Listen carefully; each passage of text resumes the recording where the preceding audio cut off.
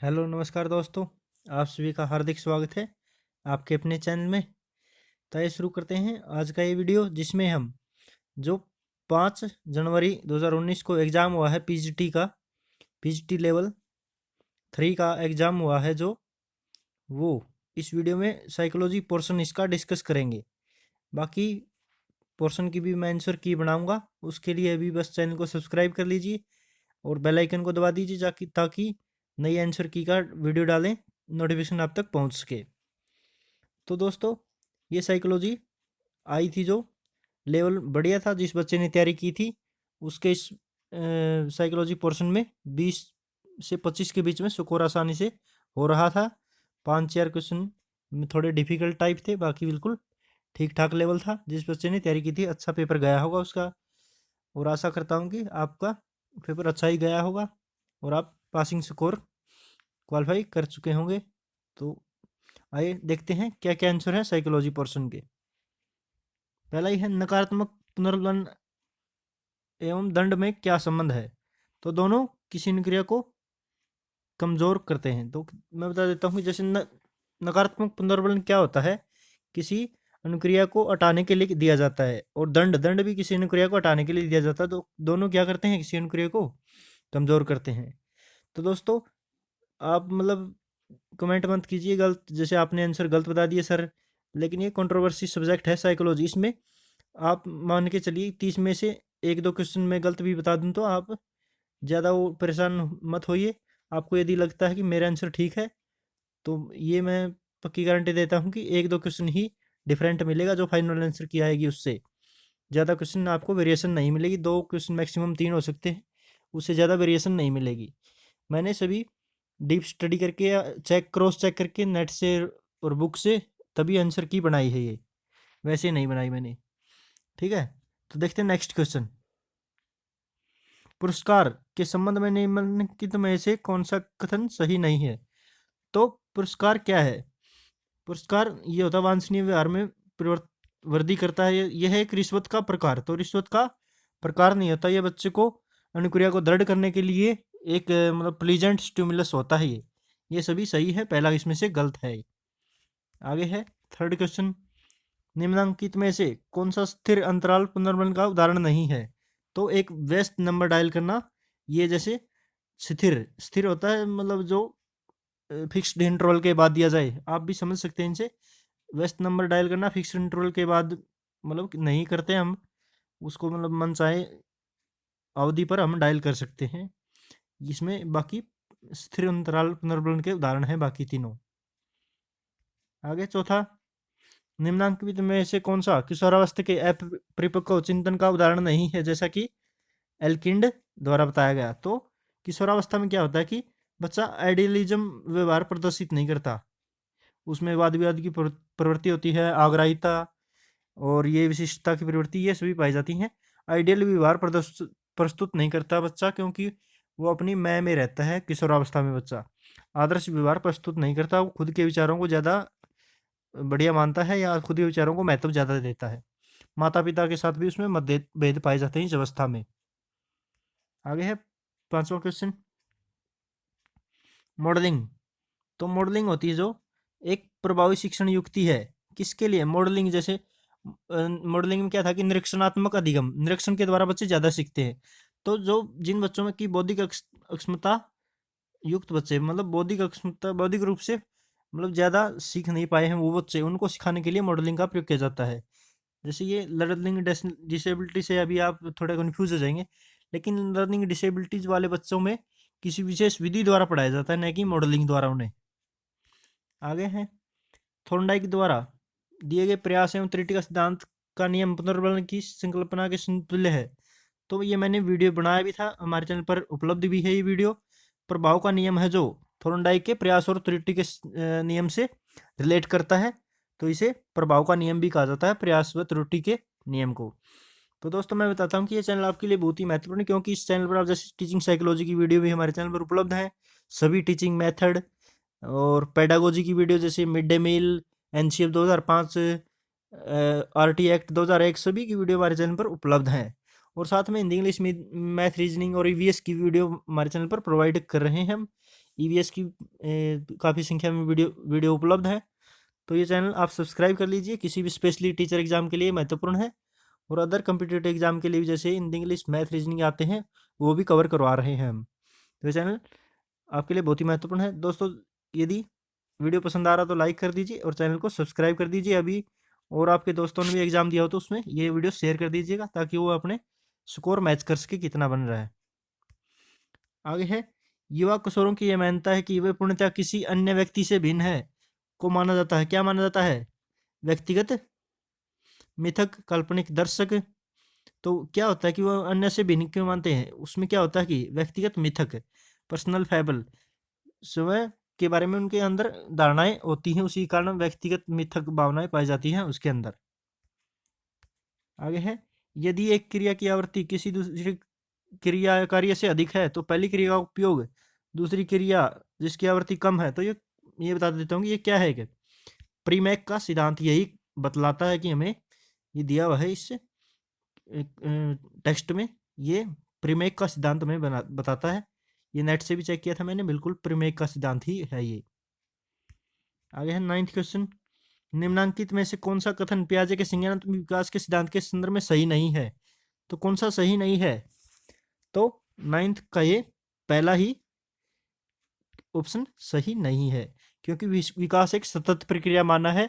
जैसे उसने पियाजे ने बताया था कि स्टेजेस के आधार पर बच्चे का विकास होता है, निम्नलिखित स्टेजेस में इतने में ऐसा विकास होता है, ऐसा विकास होता है। तो असतत प्रक्रिया नहीं, एक सतत प्रक्रिया बताया था, नहीं पूछा यहाँ पर, तो सतत प्रक्रिया है, नहीं है, ये सही नहीं है, ये होगा ऑप्शन आपका राइट। आगे 10वां क्वेश्चन, निम्नलिखित में से कौन सा विकल्प ऑटिज्म स्पेक्ट्रम की विशेषता नहीं है? तो 10th का होगा देखने और सुनने की समस्या। मैं इसको थोड़ा एक्सप्लेन भी करता हूँ। जैसे ऑटिज्म स्पेक्ट्रम डिसऑर्डर से ग्रसित बच्चे होते हैं जो उनको सामाजिक अंतर्क्रिया में परेशानी आते हैं, वो शब्दों को रिपीट भी करते हैं, और शाब्दिक और अशाब्दिक उनको संकेतों में समझाने में भी दिक्कत होती है दूसरे व्यक्तियों को। तो इनको देखने सुनने की समस्या नहीं होती, बाकी देख तो सकते हैं, वो सुन भी सकते हैं, लेकिन वो रिपीट करते रहते हैं बातों को, किसी बात का जवाब पूछ लिया और रिपीट करते रहते हैं। सामाजिक अंतक्रिया, सामाजिक रूप से अंतक्रिया अच्छी तरह से नहीं कर पाते, इनमें समस्या होती है इनको। तो इसके ऊपर मैं एक वीडियो बनाऊंगा, उसको देखिएगा आप अच्छी तरह से समझने के लिए। बाकी मैंने बता दिए 3-4 पॉइंट इन बच्चों की खास विशेषताएं होती है। एक लर्निंग डिसेबिलिटीज में भी ये ऑटिज्म विकार आता है, उसमें मैंने समझा रखा है आपको। विकास के चरण में बच्चे अपनी आंख, कान, हथेली, ये तो बिल्कुल इजी क्वेश्चन था, संवेदीगामक अवस्था में इन सभी अंगों के द्वारा चिंतन कर सकते हैं।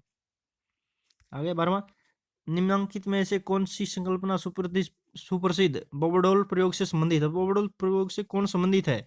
तो ये निरीक्षणात्मक अधिगम, ऑब्जर्वेशनल लर्निंग इससे संबंधित है। तो ये उसने बंडोरा ने अपने एक्सपेरिमेंट किया था, उसी के आधार पर ये क्वेश्चन पूछा था, तो सेकंड ऑप्शन इसका सही होगा। आगे है, निरीक्षणात्मक अधिगम के 4 तत्वों का सही क्रम कौन सा है? तो ये क्रम कौन सा है? इसका फर्स्ट वाला क्रम सही है। पहले अवधान होता है, हमारे किसी चीज के प्रति सीखना होता है, जब निरीक्षण करना होता है, उसके बाद हम मोटिवेटेड होते हैं, फिर उसको रिसेप्ट करते हैं, और फिर हम उसका पुनरुत्पादन कर देते हैं सीखने के बाद। तो ये 14वां क्वेश्चन, इनमें से कौन सी शिक्षण विरचना लोकतांत्रिक नहीं है? इसमें से ये प्रदर्शन है, ये लोकतांत्रिक नहीं है, क्योंकि प्रदर्शन में केवल शिक्षक ही प्रदर्शन करके बच्चों को दिखाता है। इसमें बच्चा सक्रिय लर्नर नहीं होता, एक्टिव लर्नर नहीं होता, प्रोएक्टिव लर्नर नहीं होता, वो शिक्षक को देखकर सीखता है बस। बाकी में एक्टिव लर्नर होता है, समस्या समाधान में बच्चा कार्य करता है खुद, प्रयोजना में भी और खोज में भी, सभी में बच्चा खुद कार्य करता है, लेकिन प्रदर्शन में बच्चा खुद कार्य नहीं करता। लोकतांत्रिक नहीं है ये। किशोरों को यह महसूस करना कि सभी मेरी ओर देख रहे हैं को संज्ञा दी जाती है। तो इसको क्या संज्ञा दी जाती है? काल्पनिक दर्शक। काल्पनिक दर्शक, जैसे मुझे कई व्यक्ति मेरी ओर देख रहे हैं, तो काल्पनिक दर्शक की भावना अपने अंदर निर्माण कर लेता है, तो इसी कारण से बच्चे को ये परेशानी होती है। आगे है 16वां क्वेश्चन, ब्रोनफेनर का पारिस्थितिक तंत्र के सिद्धांत के अनुसार कौन सा बालक के वृत्त क्षेत्र में समाहित नहीं है? तो कौन सा समाहित नहीं है? विद्यालय। विद्यालय शुरू में जो छोटा क्षेत्र होता है लघु मंडल के अंदर आता है विद्यालय, बाकी वृत्त क्षेत्र के अंदर आते हैं तीनों। दोस्तों वीडियो पसंद आ रहा तो लाइक कर दीजिए, चैनल को सब्सक्राइब कर दीजिए यदि आपको लग रहा है कि मैं बिल्कुल सही दिशा में आपको टीचिंग कर रहा हूँ, या मान लीजिए आपको बता रहा हूँ आंसर ठीक। तो दोस्तों ये वीडियो दोस्तों में भी शेयर कर दीजिए ताकि मेरे को मोटिवेशन मिले, ज़्यादा व्यू आए, उससे मैं आगे आपके लिए अच्छी वीडियो तैयार करूँ। तो निम्नलिखित में से किन्हें बाल अध्ययन का संस्थापक माना जाता है? तो ये बाल अध्ययन का संस्थापक ये जी स्टेनले हॉल को माना जाता है। ये बिल्कुल नेट पर दिया हुआ है, चेक किया था मैंने, यही है जी स्टेनले हॉल इसका आंसर। 18वां क्वेश्चन, फ्रॉइड के मनोलैंगिक विकास के सिद्धांत की लैंगिक अवस्था आयु स्तर एरिक्सन के ये किससे संबंधित है? तो ये पहचान बनाम भूमिका भ्रम से संबंधित है। यह अवस्था 12 साल से ऊपर शुरू होती है। तो फ्राइड की जो लैंगिक अवस्था है वो भी 12 साल से 18 साल तक या ऊपर की, हाँ, किशोरावस्था से शुरू होकर ये चलती रहती है जीवन पर्यंत। और ये पहचान बनाम भूमिका संपन्नति ये भी किशोरावस्था से ही संबंधित है, 12 से 18 लगभग। तो ये सेम है इनका एज फैक्टर। तो इस वजह से फोर्थ आंसर होगा इसका। अनुप्रयुक्त व्यवहार, तो ये किससे संबंधित है? 19वें का आंसर होगा, ये है क्रिया प्रसूत अनुबंधन, क्रिया प्रसूत अनुबंधन, ऑपरेंट कंडीशनिंग। ये मैंने चेक भी किया था, बिल्कुल सही है। ऑपरेंट कंडीशनिंग इसका आंसर बिल्कुल सही है। आगे है, जीवन स्पेस की संकल्पना का एक भाग है। तो लाइफ स्पेस जो उसको संबोधित किसने किया था? लेविन ने, कर्ट लेविन ने इसको संबोधित किया था। कर्ट लेविन का क्षेत्र सिद्धांत से, फील्ड थ्योरी से संबंधित है। आगे है, एक किशोर का यह महसूस करना कि अब तक उसके जैसा प्यार किसी ने नहीं किया है, यह घोतक है। किसका घोतक है ये? पहचान पहचान संकट का, या ये पूछा तो इसका आंसर ये है व्यक्तिगत मिथक। उसके बारे में, खुद के बारे में उसकी भावना यही कि उसके जैसा प्यार नहीं किया हुआ किसी ने, तो उसने व्यक्तिगत मिथक भावना बना ली है अपने अंदर। या इसका मेरे को थोड़ा इसमें 100% में वो नहीं हूँ, मतलब 100% श्योर नहीं हूँ मैं इसमें। सेल्फ आइडेंटिटी भी हो सकता है, स्वयं की पहचान बना ली है, आत्म परिचय कर लिया कि उसके जैसे प्यार नहीं किया है। इन दो में से ही होगा आंसर। बाकी तो ये थोड़ा कंफ्यूज था मैं इस आंसर में, तो इस वजह से आप अपने हिसाब से देख लीजिए आपको कौन सा ज़्यादा राइट लगता है। इन दो में से कंफ्यूजन है मेरे को। एक बच्चा क्रोधित होकर अपने सहपाठी को ठीक उसी प्रकार मारता है तो जैसा उसके घर में उसे सजा दी जाती है। तो यह उदाहरण किसका है? ये निरीक्षणात्मक अधिगम का। उसने ऐसा ही सीखा, जैसे बोबोडोल प्रयोग से भी आपने देखा होगा। बोबोडोल में क्या है कि जिस तरह की फिल्म दिखाई गई, एक फिल्म में क्या था कि बोबोडोल को पीटा बच्चों ने, एक में नहीं पीटा, तो इसी से बच्चे ने व्यवहार सीखा था। तो इस वजह से ये निरीक्षणात्मक अधिगम का उदाहरण है। किशोर बालक के दिवास्वप्न के संदर्भ में निम्नलिखित में कौन सा कथन सही नहीं है?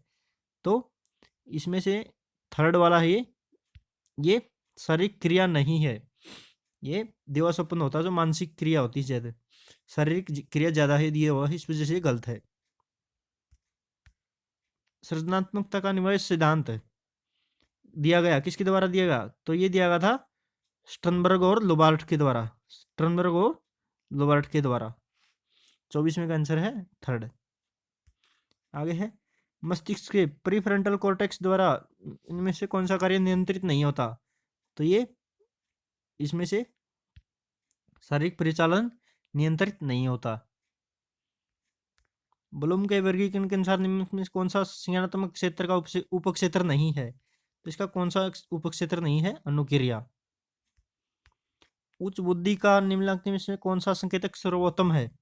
तो उच्च बुद्धि का इसमें से पृष्ठ पोषण के पश्चात गलती को न करना ही, मतलब उच्च बुद्धि का संकेतक है, सर्वोत्तम संकेतक है। जैसे बच्चों को किसी चीज को सिखा दिया उसके बाद गलती नहीं करता, तो ये सर्वोत्तम या उच्च बुद्धि का संकेतक है। किम ने अपना मोबाइल नंबर बदलकर नया नंबर लिया, तो ये उसे 3 अंक की याद रहे, निम्नलिखित में किसके कारण हो सकता है? तो ये पूर्व सक्रिय अवधान, व्यवधान उसने पहले सीख लिया था अपना नंबर पुराना, उस वजह से उसको दिक्कत हो रही नया याद करने में। निम्नांकित में से कौन सा कथन वायुओत्सकी सामाजिक सांस्कृतिक सिद्धांत के संदर्भ में सही नहीं है? तो 29वें का आंसर होगा भाषा के महत्व की उपेक्षा करता है। ये नहीं है सही, क्योंकि भाषा विकास को महत्व देता है, ये सामाजिक सांस्कृतिक विकास का सिद्धांत है। इस वजह से ये नहीं है, इस वजह से ये होगा आंसर थर्ड है। दोस्तों ये मैंने लगभग 30 क्वेश्चन के आंसर बताए, इसमें से एक दो ही बिल्कुल गलत हो सकता है, ज़्यादा गलत नहीं है। आप बिल्कुल चिंता मत कीजिए, आपका स्कोर लगभग एक्यूरेट ही बैठेगा, इसके हिसाब से यदि आप काउंट करोगे। वाक्यांश में एक हाथ में 6, दूसरे हाथ में आधा दर्जन, निम्नांकित में से किस प्रकार के द्वंद्व की सर्वोत्तम व्याख्या है? तो किस प्रकार के द्वंद्व की सर्वोत्तम व्याख्या है ये? उपागम उपागम द्वंद्व। जैसे उसने अप्रोच अपनाया है, एक अप्रोच सीख लिया, मान लीजिए आधा दर्जन में 6 होते हैं और 6 ही एक हाथ में है, एक हाथ में आधा दर्जन है, दूसरे हाथ में भी आधा दर्जन ही है। वो आधा दर्जन कह रहा है, एक हाथ में 6 कह रहा है, तो दोनों सेम ही है। उपागम उपागम अप्रोच में ही द्वंद्व है, उसके अंदर कॉन्फ्लिक्ट है। तो ये था दोस्तों साइकोलॉजी का पोर्शन, मैंने सारा हल करवाया आपको। दोस्तों वीडियो पसंद आया तो लाइक कर दीजिए, और ये वीडियो दोस्तों में शेयर कर दीजिएगा, और चैनल को सब्सक्राइब कर दीजिएगा यदि आप भविष्य में भी किसी कम्पिटिटिव एग्जाम या टीचर एग्जाम की स्पेशली तैयारी कर रहे हैं तो। वीडियो देखने के लिए धन्यवाद दोस्तों, धन्यवाद।